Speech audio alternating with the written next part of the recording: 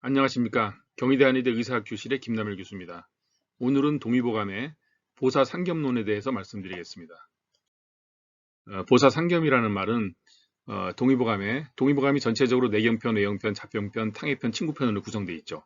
그 중에서 잡병편으로 넘어가면 질병을 구체적으로 치료하는 방법, 진단하는 방법, 그리고 그걸 바라보는 여러 가지 관점, 질병 자체에 대한 이야기, 이런 것들이 여러 가지로 계속 이어지고 있습니다. 근데 앞부분에 보면 거기에 천지운기라 그랬죠. 어떤 자연의 변화를 이해해야 되는 그런 내용들이 나와 있고, 그거에 따라서 신병이나 이제 병을 살펴본다 이런 얘기죠. 신병이라고 되어 있습니다. 그 다음에 변증, 증상을 변별하고 진맥인 맥을 통해서 맥을 잡아가지고 이제 진찰을 해내고, 그 다음에 용약이라고 되어 있죠. 약물을 사용하는 방법.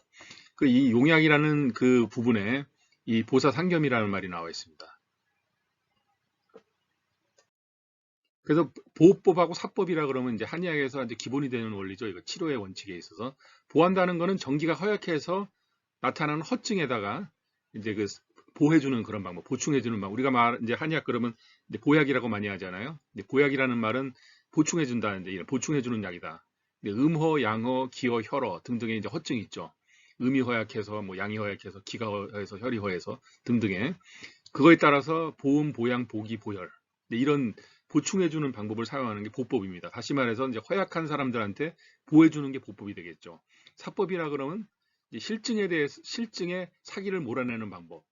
그러니까 몸이 실하다. 그건 사기가 들어와서 경우도 실하지만 그 사람이 병이 실증이 나타나는 경우. 다시 말해서 이제 변비 같은 것도 실증이죠. 그다음에 땀이 나지 않은 무한이라든지 뭐 이제 그런 증상들. 그리고 이제 그 사람이 전체적으로 증상의 어떤 그 상태가 굉장히 좀 극렬하게 나타나거나 뭐 등등의 그런 경우에 그걸 실증이라고 판단하는. 그래서 그거에 따라서 설사를 내거나 설사를 하면 이제 대변이 소통이 되니까 몸 안에 있는 그 기운이 빠져나가지만 어쨌든 그 사람이 너무 몸이 실하니까 몸이 치료가 되겠죠. 토법이라 그러면 비위에 있는 음식물을 토해가지고 그걸 갖다 이제 배출해가지고 비워버리는 어떤 그런 방법이죠. 그다음에 바람법은 땀을 내가지고 몸을 소통을 시켜주는 그런 방법이죠. 사열법은 이제 피를 찔러가지고 피를 이제 사열시켜주는 방법, 피를 뽑는 그런 방법이죠. 이것도 이제 빼주는 그런 방법 아니겠습니까? 보법은 보충해주는 방법이고 사법은 빼내주는 방법이라는 이제 그런 기본적인 원칙 아니겠습니까? 근데 이 보사상겸이라는 말이 나옵니다. 그러니까 사람들은 모두 보법이 보법되는 것만 알고 사법이 보법되는 경우를 그런 경우가 있다는 것을 알지 못한다. 근데 지금 내가 말씀드린 내용하고 약간 모순된 얘기처럼 느끼잖아요. 사법이 사법되는 것만 알고 보하는 것이 사법이 되는 것을 알지 못한다.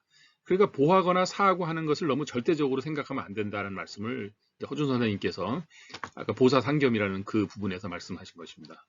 다시 말해서 그 보하는 것이 사하는 것이 될 수도 있고 사하는 것이 보하는 것이 될 수도 있다는 얘기죠.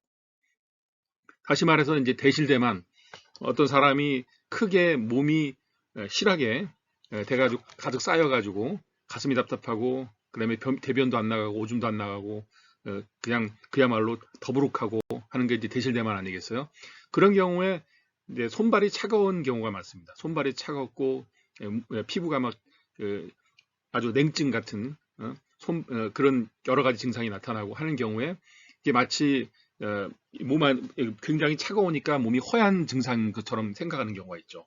그런 경우는 이제 그거는 한의사가 이제 판단을 제대로 해가지고 그거는 몸이 크게 실해서 나타난 증상이기 때문에 설사를 시켜주거나 땀을 내거나 토하게 하는 거꾸로 사하는 방법을 써야 된다 이런 그런 얘기죠.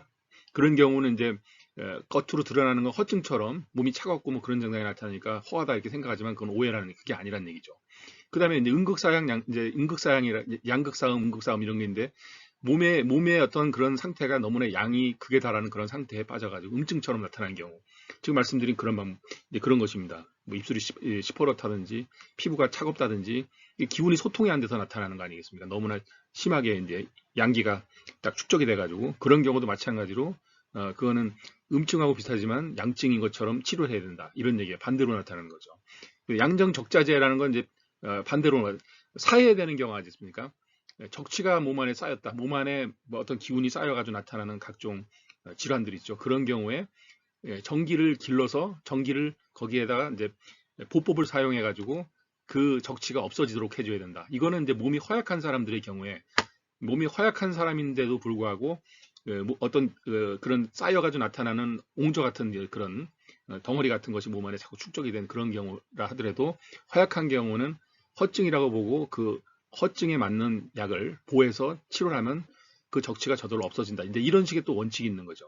그러니까 더 상세한 내용은 사실은 이제 이 전문 한의사들이 더 이제 이런 방법을 가지고 이제 한다는 것을 말씀드리고 이런 그 서로 보호하고 사는 것이 어떤 절대적인 것만 있는 것이 아니라는 것을 오늘 이제 여러분들께 말씀드리고자 합니다. 감사합니다.